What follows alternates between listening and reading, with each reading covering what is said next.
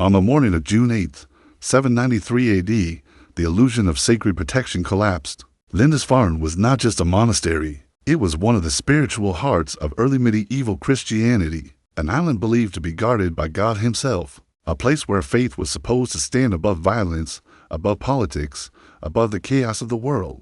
What happened there did not just mark the beginning of the Viking Age. It exposed a truth that history has struggled to face honestly. This is not a story about a single raid. It is a story about what happens when power discovers that killing is not the most effective way to destroy someone, and why, for the women taken from Lindisfarne, survival itself became a different kind of sentence. Lindisfarne sat just off the coast of Northumbria, quiet, isolated, reverent.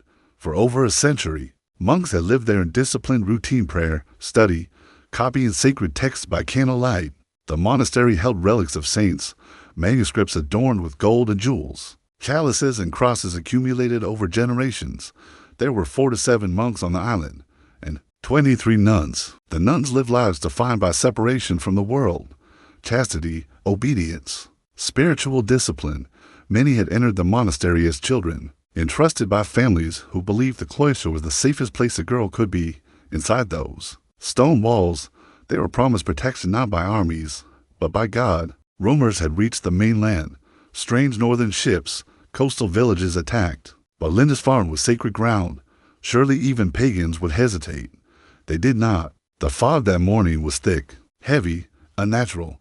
When the watchmen finally saw the ships, it was already delayed. Dragon-headed, prows slid out of the mist. 30 vessels, silent, purposeful. There was no warning, no negotiation, no mercy. The first monks who approached the shore were killed before they understood what was happening. Hands raised in greeting, cut down where they stood. Axes and blades moved with practiced efficiency. This was not chaos, it was a system. Some attackers went straight for the church, others for the treasury, others for the living quarters. Within hours, the monastery was destroyed. 47 monks were killed, every one of them. The altars were slick with blood. Manuscripts were torn apart or burned. The relics of saints were treated like ordinary loot. By midday, Lindisfarne was silent, except for the women.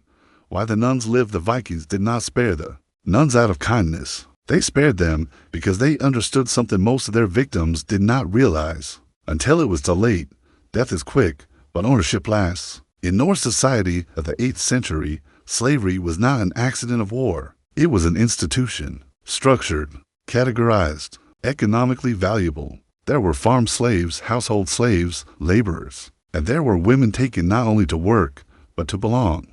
Christian captives, especially nuns, occupied a unique position in this system.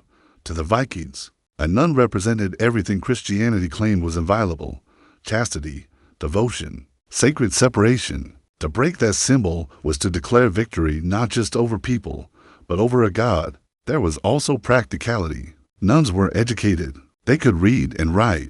They understood medicine, textiles, record keeping. They were useful in ways most medieval women were not. So on the beach, while smoke rose from the ruins of the monastery, the sorting began. The women were examined not as individuals, but as assets. Age, health, strength. One of them, Anna Bess, in her 50s, was deemed no longer useful. She was killed where she stood. The others were bound, chained, and forced onto the ships. That was when they understood this was not a temporary captivity. This was a relocation of their entire existence. The journey north, the voyage to Scandinavia, took weeks. The ship's hold was not designed for people. It was dark, cramped, and wet. The women were chained in place, unable to move freely, forced to exist in each other's presence without privacy or dignity. Food was minimal: hard bread, salted fish, enough to keep them alive, not enough to keep them strong.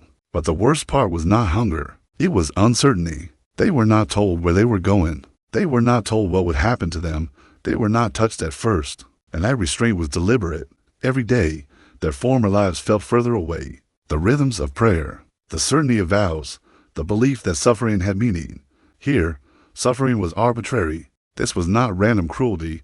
It was psychological dismantling, a slow erosion of identity. When nothing you believe protects you, belief itself begins to feel like a mistake. Modern psychology calls this learned helplessness the moment when resistance stops, because the mind recognizes that effort no longer changes outcomes. By the time the ships reached Norway, most of the women had already been defeated internally. That was the point, a new system of existence upon arrival. The captives were taken to processing-site slave houses where their future roles were decided. They were cleaned, not out of compassion, but maintenance, evaluated again, categorized. Some would become household laborers, some would be traded, some would be absorbed permanently into a single household. For those selected as concubines, the transition was final. They were no longer viewed as outsiders passing through. They were integrated into Norse households as property, expected to work, to bear children, to adapt. Their previous identities were inconvenient. Their faith, especially, was considered something to be dismantled. They were required to participate in local rituals, to observe sacrifices, to learn new customs, to hear their former god mocked openly. The intent was not just to control behavior, but to break internal resistance. If belief could be eroded, obedience would follow naturally. The slow destruction life did not stabilize, it narrowed. Days were filled with labor, nights with obligation. Pregnancy was common. Childbirth was dangerous. Recovery was minimal. There was no recognition of trauma, no space for grief, no permission to remember. Some women resisted internally for years, whispered prayers in secret, small gestures of defiance no one noticed. Others adapted outwardly, because adaptation was the only way to survive.